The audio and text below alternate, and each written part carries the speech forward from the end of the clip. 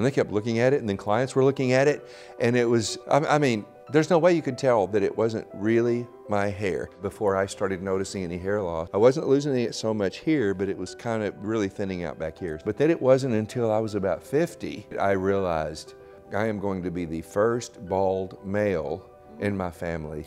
There's so many people that judge hair systems from the past experiences of hair systems, and we know how they look. I said, you know what? You know the reason you have a bad taste in your mouth about hair systems is because the only hair systems you notice are the bad ones. Because the good ones, you don't think of them a hair system, the guy just has nice hair. Well, when I first mentioned that I was gonna do it, they all had a fit.